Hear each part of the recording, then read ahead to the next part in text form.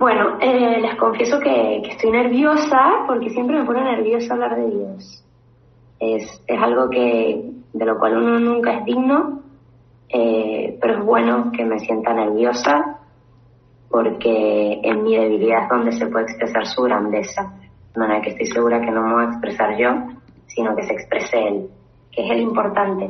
Les quiero compartir una frase de San Bernardo, que la tengo escrita justo en la primera página de la Biblia, que dice: si San Bernardo es un gran santo del siglo XII, donde él fue muy influyente, fue como consejero del Papa prácticamente, y es un hombre muy espiritual, tiene escritos hermosos. Y él dice así: si guardas y conservas la palabra, de manera que descienda hasta las profundidades de tu alma y penetre en tus sentimientos y en tus costumbres, sin duda te conservará también ella a ti. Si guardamos la palabra, si la palabra la dejamos que penetre en nuestro corazón, cambie nuestra manera de pensar, de sentir, va a suceder que luego en cualquier circunstancia ya yo estaré transformada y será la palabra la que me conserve a mí, la que me mantenga firme.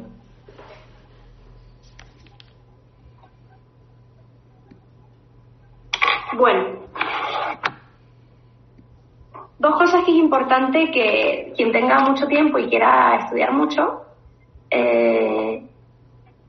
hay dos escritos del Magisterio de la Iglesia que les recomiendo que lean, si tienen tiempo, no es obligatorio por supuesto, que se llama la Dei Verbum y la Verbum Domini.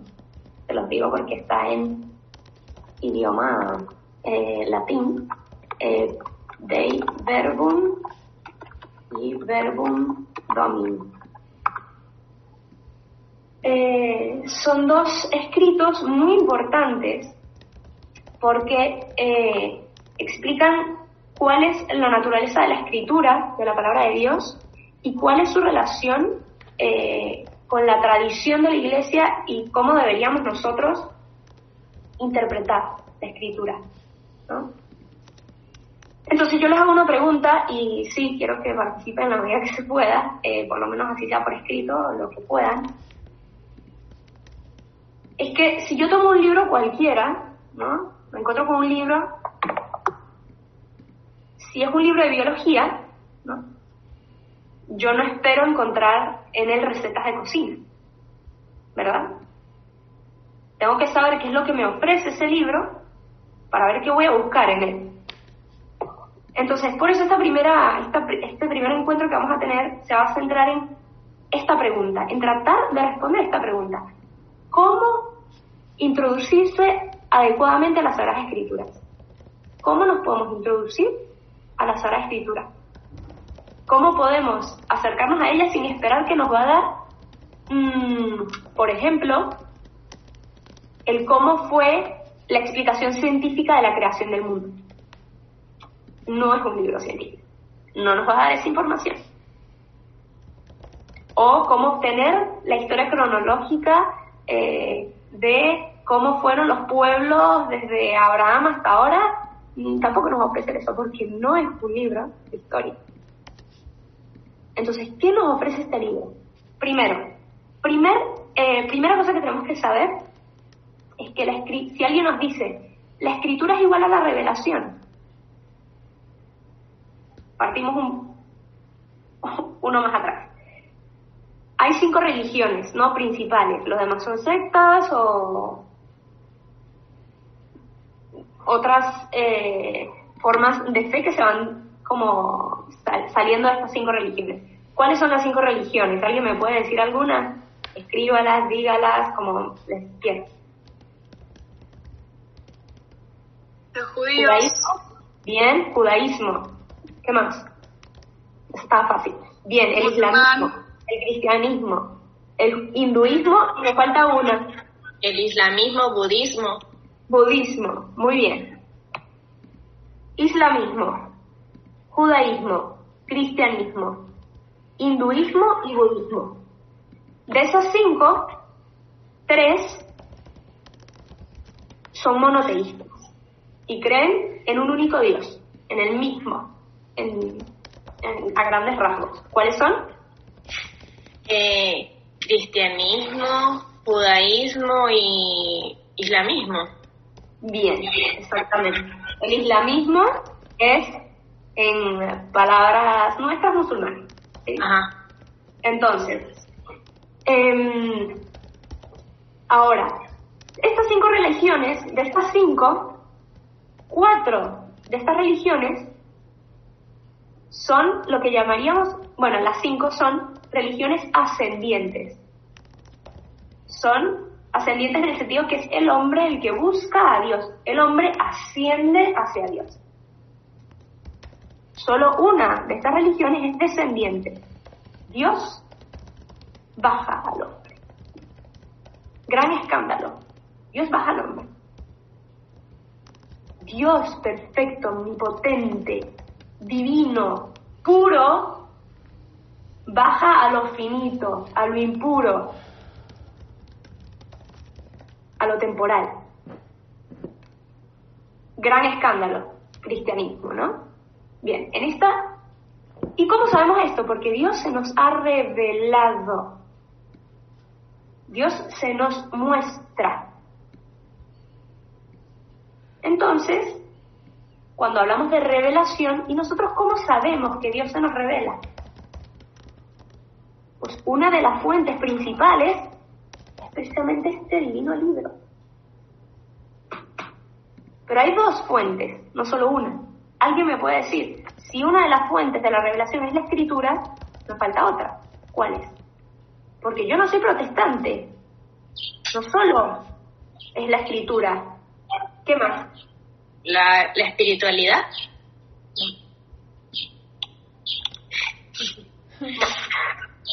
La tradición.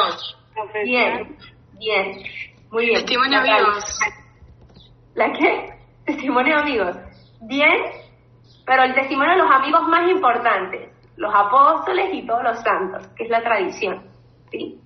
Entonces, la Escritura y la tradición. Si alguien llegase a decirme, Escritura es igual a revelación. Pregunta, ¿la Escritura es igual a revelación? Pues la respuesta correcta es sí y no. Y aquí nos vamos a empezar a introducir en que quizás esta clase a veces nos va a dejar con más preguntas que respuestas, y ojalá que sea así. ¿Por qué? Porque a Dios no se le controla. No esperen llegar a esta clase para tenerlo ya entonces, en un par de años, tenerlo atadito. No, de aquí no vamos a salir con Dios atado. Ojalá que salgamos Dios atándonos a nosotros, a su corazón, para siempre. Ojalá que sea eso. Ahora, ¿por qué sí? Porque es el testimonio escrito, inspirado de la revelación. Es un testimonio escrito, por lo cual tiene mucha validez porque está escrito, ¿no? Está fijo, está concreto, está material prácticamente, es tocable, es concreto, inspirado en la revelación. Pero no porque es una parte de la revelación. ¿Cuál es la revelación total del Padre? ¿Quién es la revelación total del Padre? De Dios Padre. Jesús, ¿no? Exactamente. La encarnación. Cristo es la revelación del Padre. Cristo, ni siquiera Escritura más tradición, porque Cristo es más que esto. Dice San Juan al final de su Evangelio, no bastarían todos los libros de esta tierra para contar todo lo que hizo Jesucristo. ¿Qué nos quiere decir San Juan? Es que no basta. Todo lo que podemos decir de Cristo, Cristo es inagotable. A Cristo no lo vamos a agotar. Entonces, vamos a contestar la pregunta, ¿cómo introducirnos adecuadamente a las Escrituras? Paso número 1, vamos a hacerlo en 3 pasos. Paso número 1. Hay varios elementos que tenemos que tomar en cuenta para poder sumergirnos en las escrituras. Primero, la actitud. Si yo abro este libro con actitud escéptica, es un poco arcaico. A ver qué me va a decir esto. Esa actitud probablemente no me va a dejar que la escritura me toque. Pero lo mismo que sucedería un poco con el libro de biología, Si yo me acerco a él pensando y dudando absolutamente todo lo que me va a decir este biólogo, me quedo en la actitud crítica, en donde no hay verdad, y en donde yo determino la verdad, que es la no verdad, y no funciona, no me dejo atravesar ni tocar por la palabra. Entonces, primero la actitud, porque la actitud va a tener un efecto sobre mí, y esto es, la actitud me va a afectar sobre cualquier realidad, ¿sí? 2, es importante conocer el contexto histórico y cultural, y por eso no será una pérdida de tiempo estas primeras clases. Algunos dirán, bueno, empieza Génesis 1, dale. No voy a empezar el Génesis 1. Todavía no lo voy a empezar. ¿Por qué? Porque es importante conocer el contexto histórico y cultural en el cual esto fue escrito. Y si no, nos vamos a perder. Y no vamos a comprender que cuando el judío dice hermano, es como cuando el regio, es decir, el de la zona regia de México dice tía, no es la tía de sangre, es la amiga de mi mamá. Y cuando el judío dice hermano, puede ser cualquier amigo, puede ser un primo. Y si yo veo y leo escépticamente que Jesús tenía hermanos, digo, la Virgen no fue virgen. Hijo mío, ignorante, no conoces el contexto con el que fue escrito. O sea, el contexto es muy importante. Contexto histórico y cultural, y la cultura hebrea es muy importante. Por eso es muy importante conocer la cultura judía. Muy importante. Los judíos son nuestros hermanos mayores, no es aquellos que no recibieron a Jesús.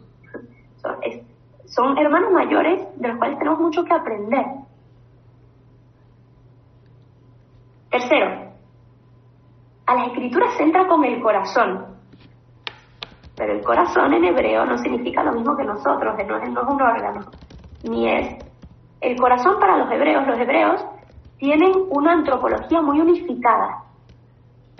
Para el hebreo, el corazón era el centro de la vida consciente. En el corazón no solo estaban los afectos, estaban los pensamientos, estaba la voluntad, todo estaba en el corazón. Cuando el hebreo es judío, el hebreo es toda la cultura. No se limita nada más a los judíos en su religión. Los hebreos era el pueblo entero. Los hebreos dicen corazón, significa algo mucho más profundo. Era la sede de la vida consciente, donde se toman las decisiones más importantes. Hay que entrar con toda nuestra persona, dejarnos tocar. Cuarto, hay que entrar con interés. ¿Qué significa el interés? Para entrar con interés tenemos que ser conscientes que tenemos una necesidad de aprender algo de esto, de este libro. Sea por cultura, ¿no? Yo de repente soy protestante o soy judío y por cultura es un libro que me habla de la humanidad, de cómo actúa la humanidad, de qué valores tenía, de por qué hace esto, por qué hace lo otro. O también por el autor, porque los que unieron, Biblia significa biblos, ¿no? Significa libros, significa biblioteca, muchos libros. Están todos los libros del Antiguo Testamento y todos los del Nuevo Testamento.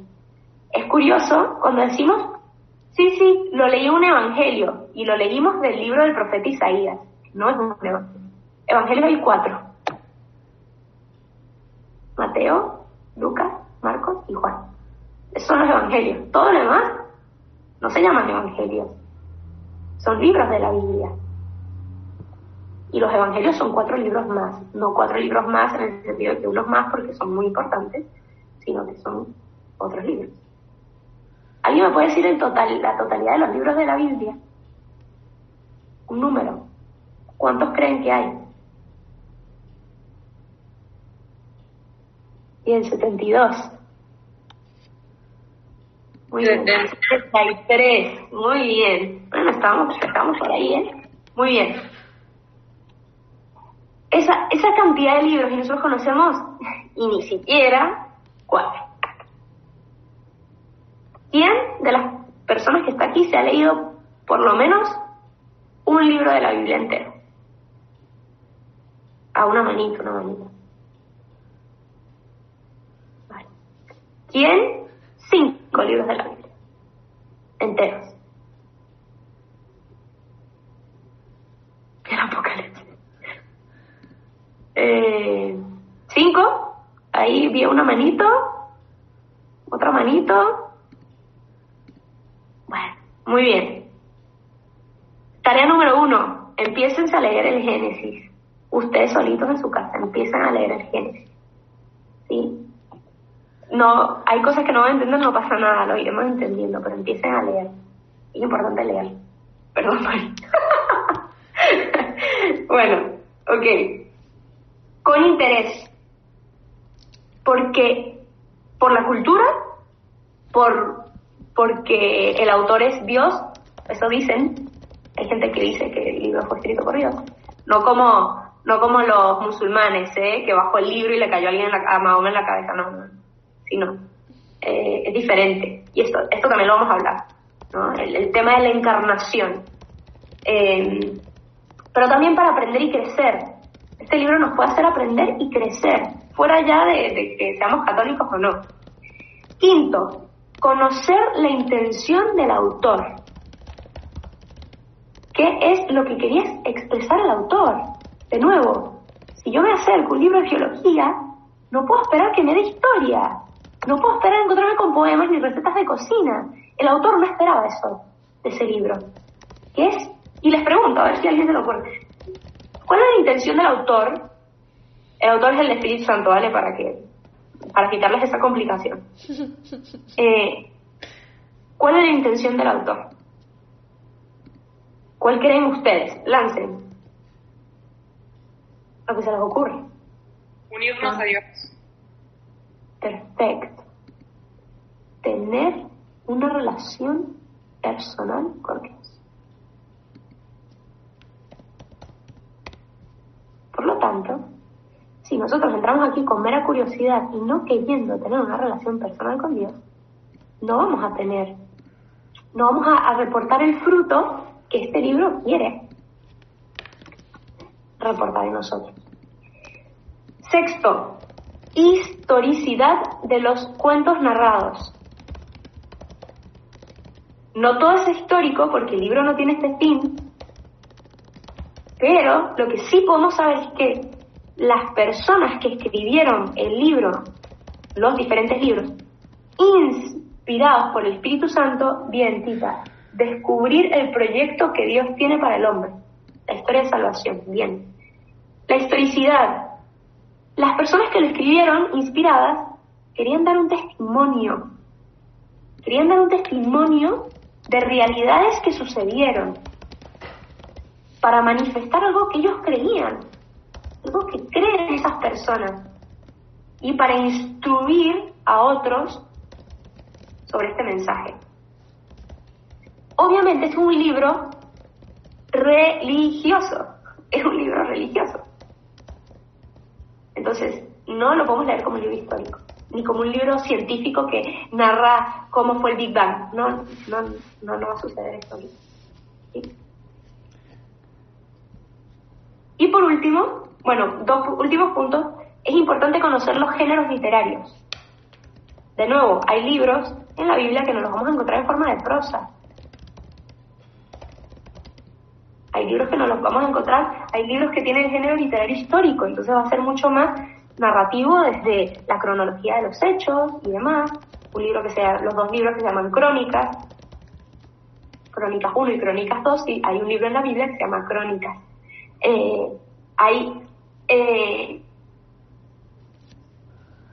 Esto es muy importante, conocer el género, porque la interpretación va a ser muy diversa.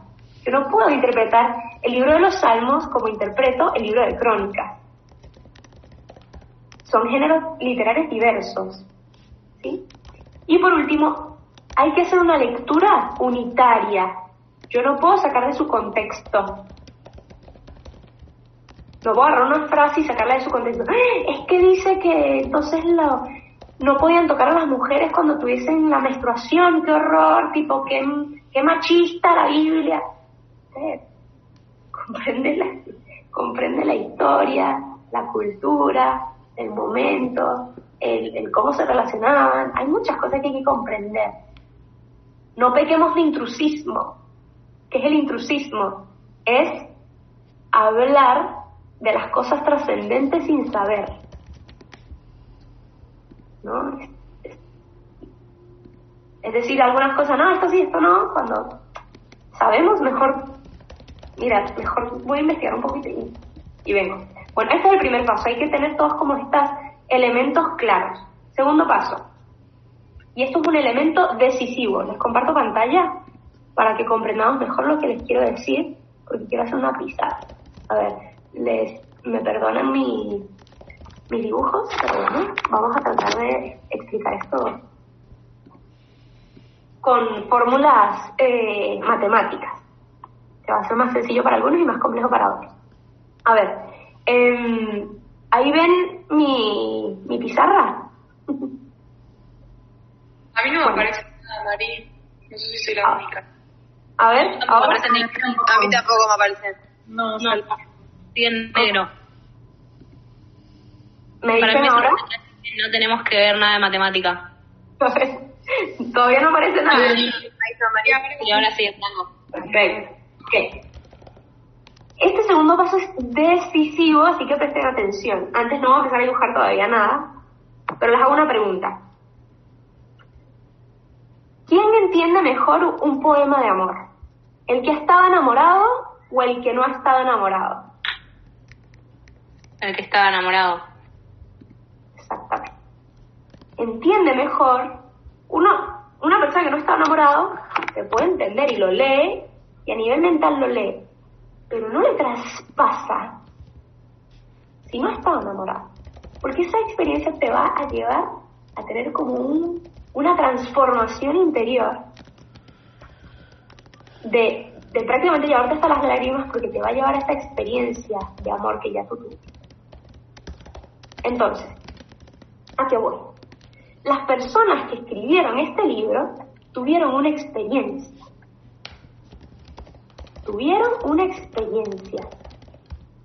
Entonces, yo voy a poner aquí una X. A ver si se dibuja. Bueno, una X. Que es la Biblia. Esa es la Biblia, ¿vale? Lo voy a escribir porque luego va a ser más complicado. Esa es la Biblia. Sí.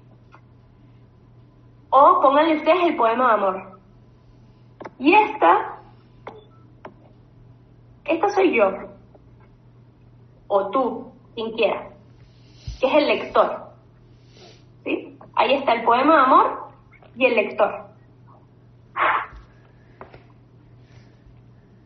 Aquí está el que hizo la experiencia del amor, es decir, el que escribió el poema de amor hizo una experiencia de amor, ¿sí? El que hizo la experiencia, entre el poema de amor y la experiencia hay una expresión literaria. ¿Sí? ¿Me están siguiendo hasta ahora? Entre la Biblia y la experiencia que hicieron los testigos, perdón, entre el poema de amor y la experiencia, ahí sale la expresión literaria. Pues lo mismo, entre la Biblia y la experiencia de la persona. Entonces, para que yo pueda comprender cuando yo me adentro en lo literario, ¿qué tengo que hacer yo? Para que yo pueda comprender la Biblia, ¿tengo que? vivir la experiencia. Exactamente. Tengo que tener una experiencia similar a la que tuvieron los que escribieron. Perfectamente. Si yo, y regresamos al poema de amor, si yo no he tenido la experiencia de estar enamorado, no puedo comprender lo que implica, lo que significa, en toda su plenitud. Cuando el otro dice que cuando me miraste me atravesó la flecha, el corazón. Quien no la ha tenido podrá quedarse, ay, qué cursi o lo que sea, y quien la ha tenido ha experimentado cuando te atraviesa la mirada de la persona amada.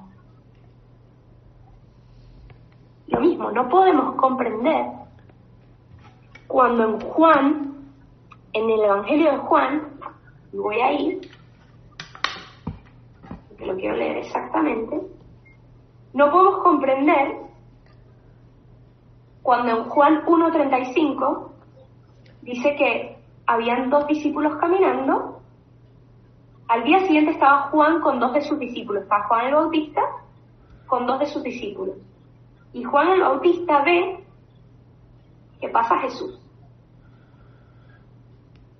Y al ver que pasa Jesús, Juan el Bautista lo señala. Y dice, este es el Cordero de Dios. Y en eso los 2 discípulos entienden, y nosotros poco a poco entenderemos lo que significa que Juan haya dicho, este es el Cordero de Dios, que nos parece bastante enigmático y solo nos suena al cántico que hacemos previo a la comunión en la misa, porque no comprendemos qué significa que hayan dicho que Jesús es el Cordero de Dios. Pero estos 2 discípulos le siguen, y le siguen medio escondidas, sin que Jesús se dé cuenta. Obviamente Jesús sabía. Y Jesús se voltea y los ve, imagínense esa mirada, y les pregunta, ¿qué buscan? ¿Cómo habrá atravesado a Juan Evangelista esta mirada de Jesús? Que luego dice, y eran las 4 de la tarde. Y eran las 4 de la tarde. Es que me acuerdo que tenías puesto, es que me acuerdo cómo olías. Es que me acuerdo de todo. Porque me atravesó. Si yo no he hecho esa experiencia, esa mirada de Jesucristo que me mire y me dice, ¿qué busca? Yo no voy a entender con profundidad este que busca. Me va a parecer un que buscas aislado. Ah, está bien. Entonces, aquí lo clave para poder introducirnos a la comprensión de la Biblia es que tenemos que fundir nuestros horizontes con los que escribieron esta Biblia. Y lo que tenemos en común, ellos y nosotros, es el Espíritu Santo. Porque el Espíritu Santo que los inspiró a ellos para escribir la Escritura, nos inspira a nosotros ahora cuando leemos la Escritura. Y por eso empezamos invocando el Espíritu. Ese mismo Espíritu nos tiene que mover a tener esa experiencia de amor de Dios para comprender en profundidad lo que dicen las Escrituras. ¿Quién comprende mejor las Escrituras? ¿Quién ha tenido una experiencia similar? ¿O quien la lee con escepticismo? ¿O quien la lee simplemente buscando algo con curiosidad? ¿Quién la comprende a fondo mejor? ¿Quién comprende mejor el poema de amor? ¿El que está enamorado y se deja tocar por este poema? ¿O el que hace una interpretación de su gramática? Y entonces te dice cómo fue y cuántas frases tiene y cuántas letras, como te hace Word, ¿no? Te dice cuántas letras tiene, cuántas palabras. ¿Quién comprendió mejor, Word o yo?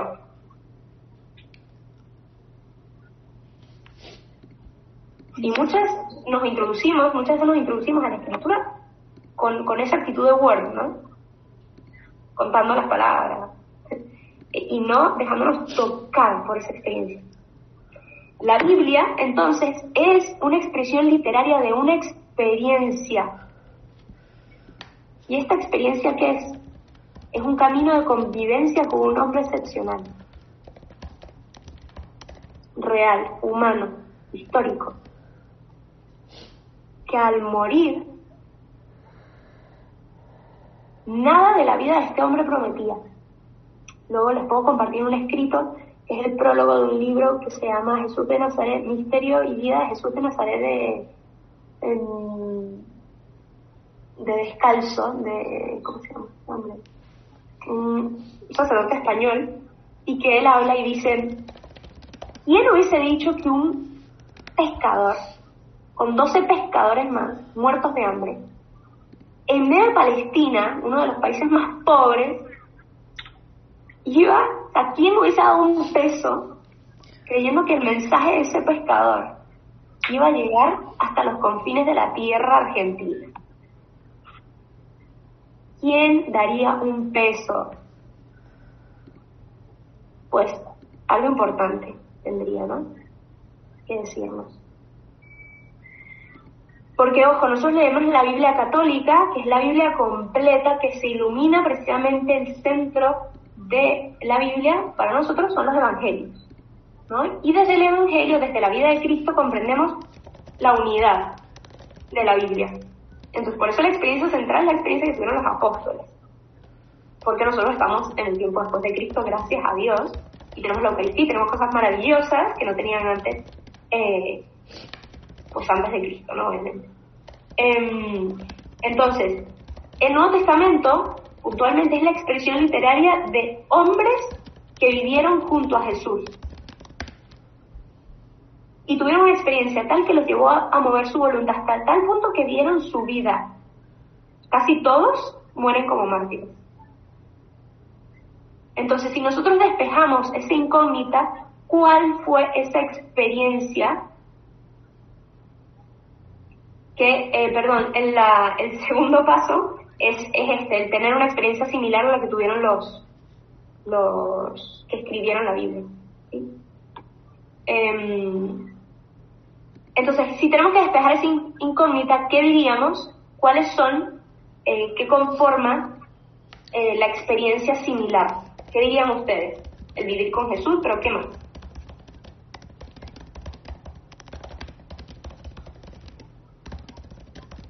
¿Cuál es esa experiencia similar que nosotros tenemos que hacer? Esta respuesta es muy importante porque es la que tenemos que hacer para poder introducirnos bien a las escrituras. ¿Oración? Bien, es entrar en relación personal con Jesús, ¿sí? Que es la oración. Hay algo muy importante, y por eso vamos a empezar con el Antiguo Testamento, que es el encuentro del pueblo de Israel con Dios. Es comprender todo el Antiguo Testamento, es comprender cuál fue esa relación de Dios con el pueblo de Israel, por qué eligió al pueblo de Israel, cómo se relacionaba con él. Porque para nosotros, todos nosotros somos el pueblo de Israel. Y nos vamos a poder sentir identificados 1000 veces con el pueblo de Israel. Otra cosa es la convivencia de los discípulos con Jesús. Otra cosa es esa relación con Dios hombre, hecho hombre, ¿no? Que Dios se manifiesta a un pueblo en concreto. Por tanto, yo tengo que hacer esa experiencia. Toda esa experiencia la tengo que hacer yo para poder entrar. Y por último está el tercer paso. ¿Cuál es el tercer paso? Y la pregunta es, ¿cuál es la condición de posibilidad para que yo haga esa experiencia hoy, 2000 años después que vivió Cristo? ¿Qué cosa no puede faltar para que yo pueda hacer esa experiencia similar? Yo creo que la apertura. ¿Sí? Y quererlo conocer. Bien, pero algo que es todavía más fundamental con esto, sin lo cual no podemos. Preparar el corazón. ¿Sí? Más.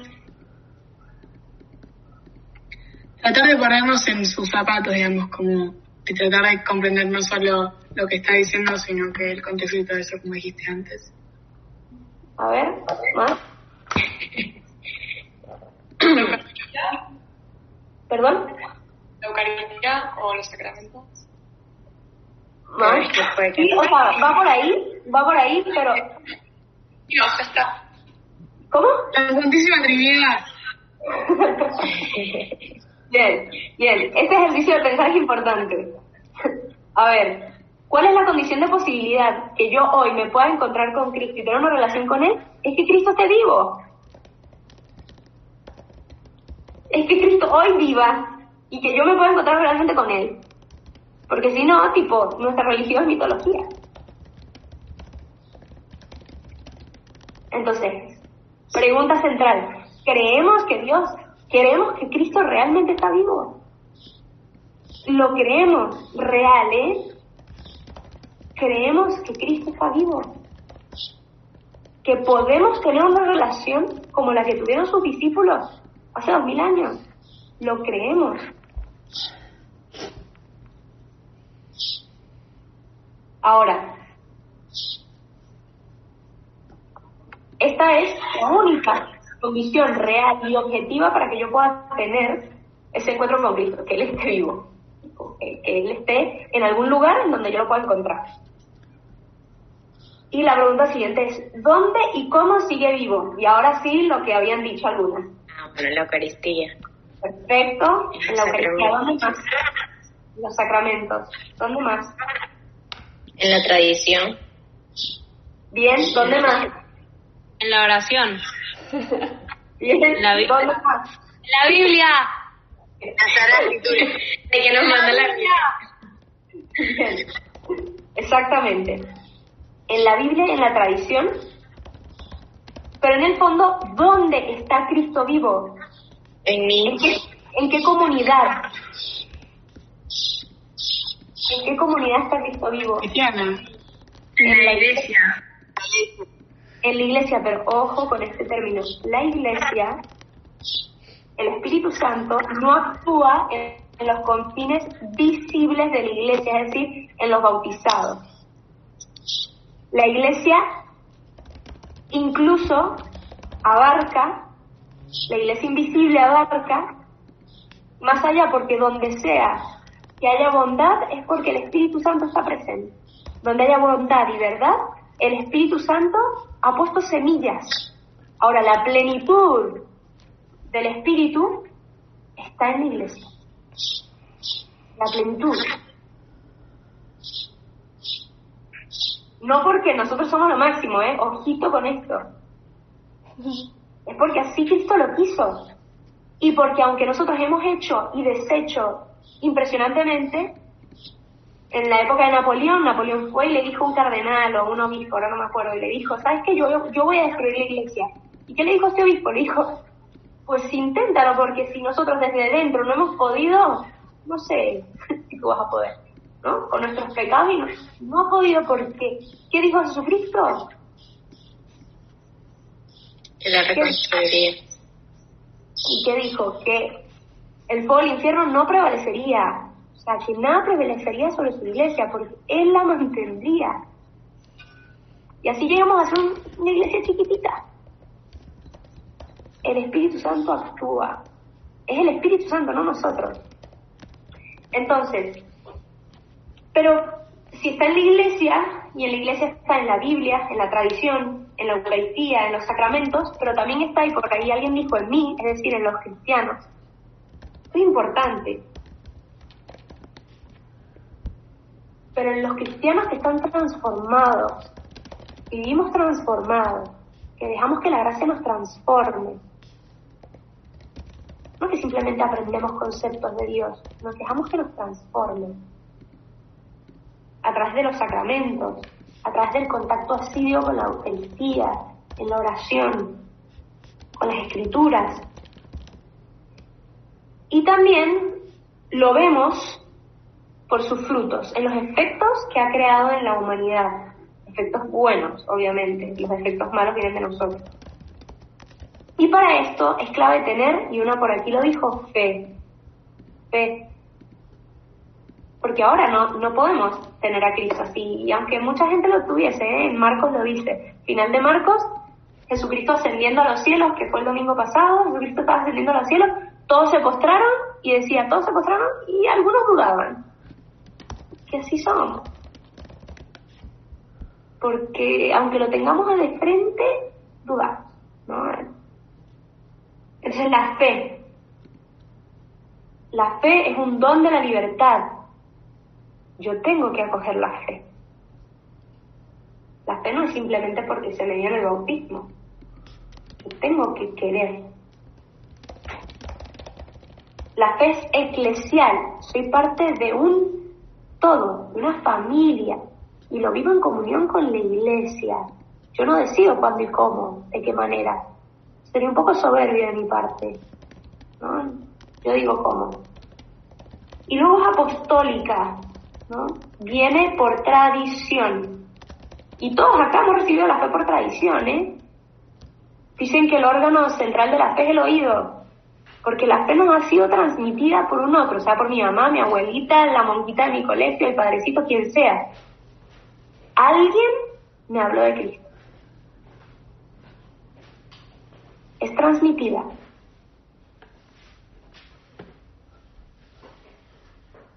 Bueno,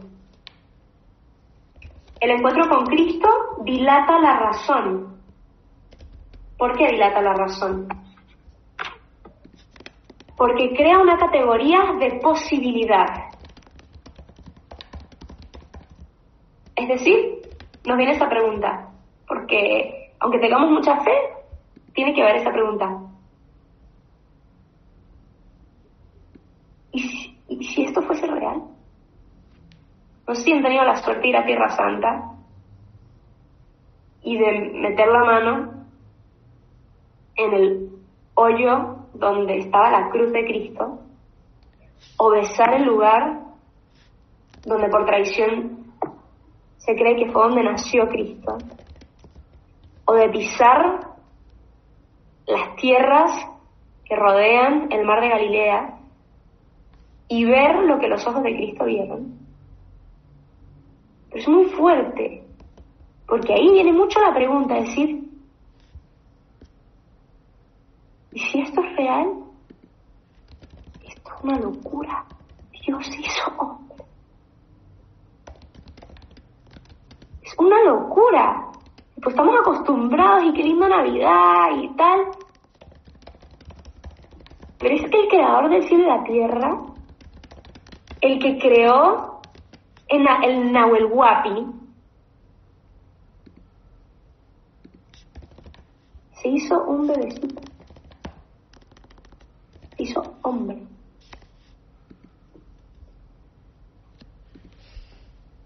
Y nos parece, ¿no?, cuando dilatamos la razón, porque es un misterio eso que Dios se hace hombre, es un misterio. La capacidad humana, la capacidad de razón, es muy estrecha, es muy corta, ¿no? Es como cuando este ejemplo, esta anécdota que dicen que se la atribuyen que la vivió San Agustín, que caminaba por la playa y en eso era un chiquillo que estaba abriendo un hueco en la playa y pasaba el agua, iba con un vasito y el agua del mar y la metía en el hoyito de la tierra y San Agustín le dice, ¿pero qué haces? Él iba caminando por la playa pensando en la Santísima Trinidad y qué increíble Dios, hombre y todo esto, y en eso ve al chiquillo haciendo esto y dice, Tenta, ¿qué haces? Y él le dice, no, pues estoy tratando de pasar el mar de aquí a este lado, moverlo pues. Es imposible. Y le dice, pues sí, es lo mismo que tú estás tratando de hacer, tratando de meter el misterio de la Santísima Trinidad en tu cabeza. Esta razón es muy limitada, pero al abrirnos a una realidad mayor que nos trasciende, que me sobrepasa, comprendo racionalmente que la fe es una forma de comprender. Hoy justo hacíamos una ensalada y teníamos una granada. Y abrimos la granada y tiene esos granitos deliciosos, esas semillitas que saben tan ricos. Entonces nada, lo estábamos deshaciendo y tal para comernos esto.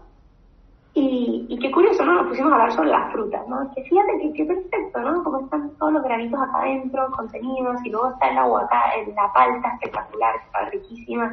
Y luego cada fruta como con su unicidad, ¿no? O sea, con una creatividad y tal.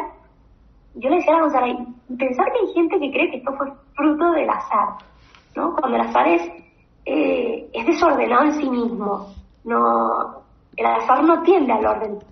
tiende al desorden, ¿no? Cuando el azar no tiende a la perfección, tiende al caos, ¿no? Entonces, pensar que hay gente que racionalmente cree que esto fue fruto del azar y no que hay una inteligencia mayor que lo ha creado. La fe es razonable. Imagínense ustedes, y esto ya hablando de fe natural, fe natural es creer, ¿no? ¿Qué significa creer? Creer es que yo voy a un restaurante y creo que no me van a servir una sopa envenenada. Creer, fe natural, es que salgo a la calle y el señor que viene en un auto no me va a atropellar vuelto loco. Ojo, porque ya no estamos viviendo tanto en esta fe natural y desconfiamos de todo. Pero eso es creer. Creer es que yo compro una mesa y no me metieron una bomba. Yo tengo que vivir, para vivir sanamente, las personas que se vuelven, que tienen una psicopatía o lo que sea, es porque están todo el tiempo, no sé, con delirios de persecución o lo que sea. Una persona que vive solamente tiene que vivir con un criterio de fe, con una aproximación hacia la realidad de fe natural, de creer. Por lo tanto, eso nos puede hablar que la fe, que el creer, no es irracional, es racional. Incluso científicamente, cuando yo voy a hacer un experimento, me tengo que basar en muchas tesis y muchos experimentos que se han hecho antes que yo no los puedo comprobar todos para hacer este otro experimento. Tengo que tener fe en que los otros lo hicieron y tuvieron el resultado adecuado, y yo arranco desde ahí. Si yo viviera con una aproximación en vez de con fe natural, crítica, y yo todo lo criticara y viviera como una especie de Matrix, en donde no sé si esto es real, donde es una aproximación crítica, y hay muchos filósofos que tienen esta aproximación a la vida, es una situación muy agobiante.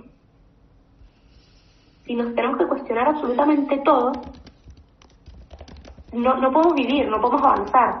Siempre estamos yendo más atrás y agobiándonos porque no podemos ponerle razón a todo. Por lo tanto, es razonable tener una aproximación hacia la realidad desde la fe.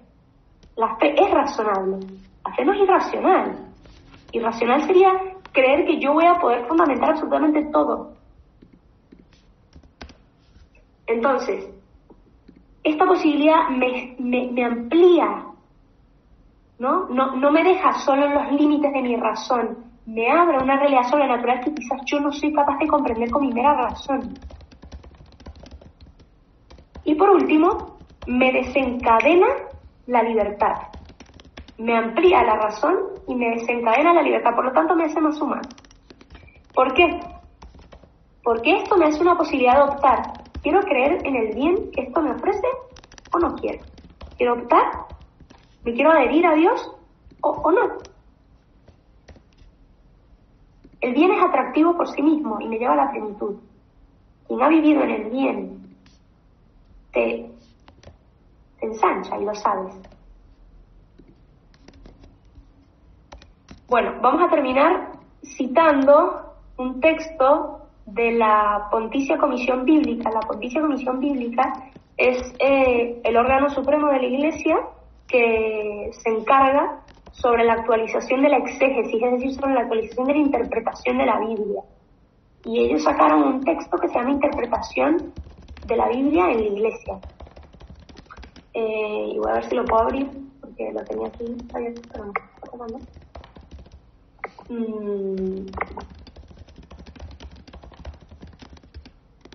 A ver.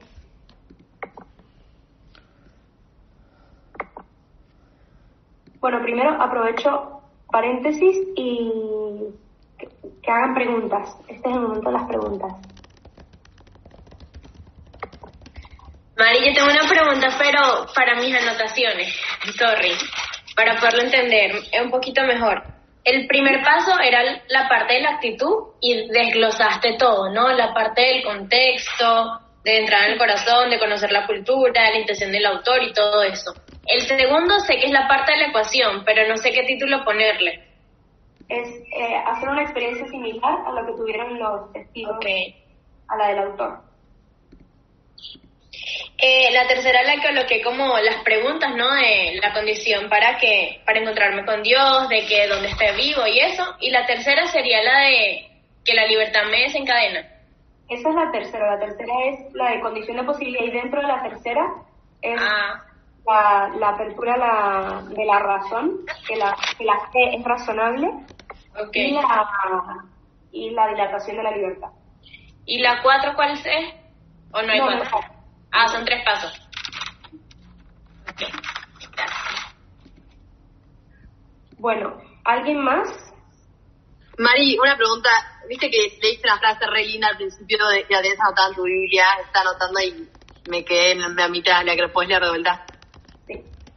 Dice, si guardas y conservas la palabra,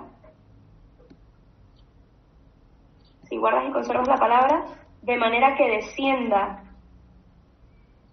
hasta las profundidades de tu alma,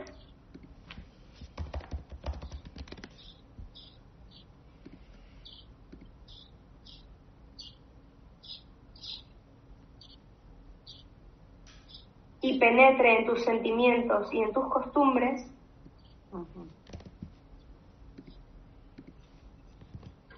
sin duda, también te conservará ella a ti.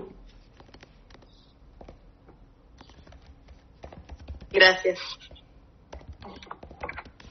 Bueno, a ver, ¿alguien más tiene alguna palabra? Lo que estabas dictando, ¿qué era? Era una frase de San Bernardo. Ok. Sí, eso. A ver, bueno, quiero terminar con un tema que creo que es importante, que es que la palabra de Dios le pasa lo mismo que le pasó a Cristo. ¿Cristo qué pasó? Cristo al encarnarse, y no duden que voy a hablar muchas veces sobre la ley de la encarnación. La ley de la encarnación es que Cristo al encarnarse, ¿qué dice la Escritura? Cristo al hacerse hombre tomó sobre sí toda la condición del hombre, toda. Es decir, que Cristo tuvo que crecer. Cristo no apareció como hombre, que Cristo era una persona normal, que tuvo que ir desarrollando su inteligencia. Él no desde chiquito tenía superpoderes como el niñito de los increíbles. No, tenemos que sacarnos de la cabeza muchas deformaciones que ponemos de los superhéroes a Cristo. No se trata de eso. La ley de la encarnación habla de que Cristo al encarnarse toma toda la condición del hombre menos en el pecado. Pues la palabra, es decir, la Escritura, también tiene esos condicionamientos humanos. ¿Por qué? Porque al ser escrita por seres humanos, también pasa por la ley de la encarnación. Por lo tanto, en todo se va a parecer a lo humano, menos en el error. Y en el error a la hora de transmitir el mensaje de la revelación. Pero habrá muchas cosas en la Escritura que no corresponderán al mensaje divino, sino a la ley de la encarnación.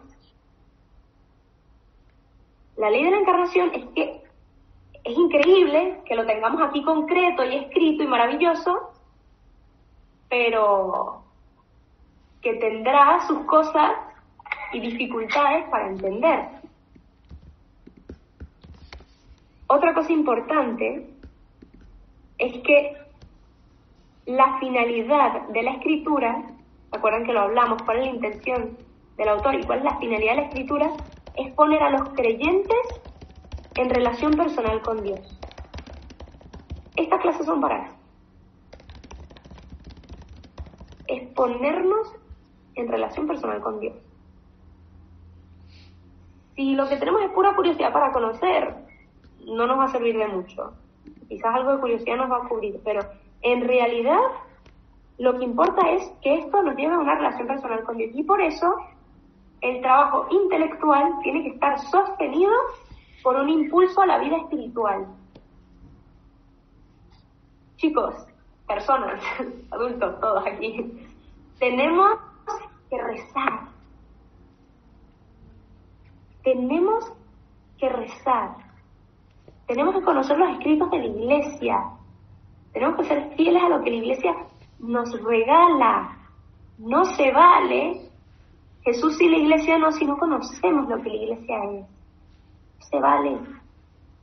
amputamos, es como, bueno, tú sí a un novio, tú sí, pero córtate el brazo que no me gusta. No aplica.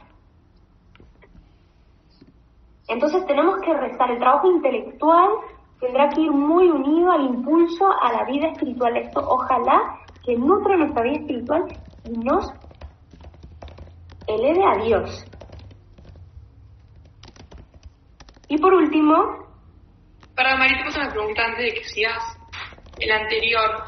No me quedó claro si dijiste que la escritura tiene el pecado original porque está escrito por hombres o no lo tiene. A ver, no dije esa palabra, pero sí, a ver, lo que tiene son los condicionamientos humanos. La palabra de Dios le atraviesan los condicionamientos humanos, pero no incurre en error cuando se trata de transmitir el mensaje de la revelación. Por eso habrá cosas en la escritura que tendremos que escribir y decir, esto no es tan importante. Y esto simplemente era de la época, esto es parte del condicionamiento humano.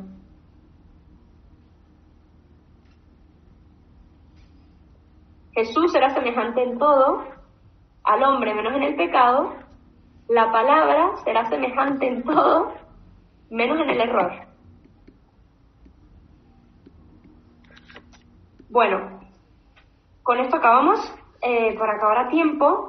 Y recuérdense que quien quiera, vaya leyendo si quieren. Bueno, todos los invito a leer el Génesis, empezar el Génesis, porque es clave que empiecen a leer, a tener contacto directo con la Escritura, y que sepan que todavía no nos vamos a introducir porque la siguiente clase va a ser sobre la historia de Israel, es decir, el contexto histórico, es ver qué imperios habían en esa época, qué culturas habían, por qué, y qué pasaba en ese momento, y por qué fueron los egipcios, y por qué fueron los otros. Es colocarnos fuera de la Biblia y decir, ¿qué estaba pasando históricamente? Y es como si yo les dijera, bueno, cuéntame la historia de Argentina en la época de tu abuelito, y luego me cuentas la historia de tu familia. Pero primero necesito entender qué estaba pasando en Argentina, ¿no? En toda Argentina, para comprender luego la historia de tu abuelito y tu familia. Bueno, eso es lo que vamos a hacer, vamos a entender la historia del pueblo,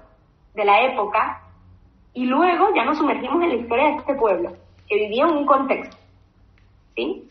Por eso es importante que entendamos la historia. Bueno, ponemos todo esto en manos del Espíritu Santo. Mari, Sí. perdón, mencionaste el texto que se llama Interpretación de la Biblia, pero no sé si nos ibas a decir algo más de eso o qué. Y sé si tengo el nombre completo. Sí, se llama Interpretación de la Biblia y quien lo escribió fue la Pontificia Comisión Bíblica. Y esto es una continuación de 2 encíclicas que escribieron desde el año 1893 y otra que es Divino Aflante Spiritu y Providentissimus Deus. Fueron 2 encíclicas que se escribieron con distancia de 50 años y esta viene a completar, pero todo va hacia el tema de la interpretación.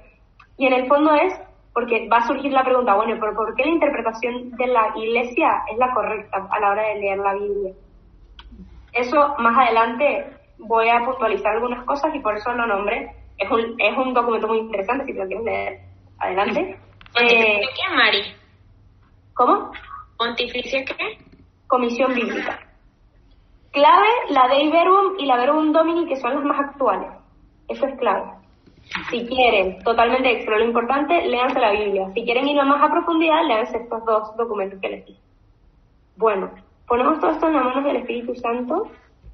Justo viene este domingo pedirle que realmente deje que sus dones y carismas se liberen en nosotros, que nosotros seamos cristianos como lo fueron los primeros cristianos que dejaban al Espíritu Santo actuar por medio de ellos y por eso curaban, hablaban en lenguas, tenían el poder del Espíritu real porque dejaban al Espíritu fluir en ellos. Pidamos que esa fuerza venga, que nos libere y dejamos al actuar el Espíritu en nosotros y para que Él nos ayude a interpretar las Escrituras según Él, según el deseo salvífico de Dios.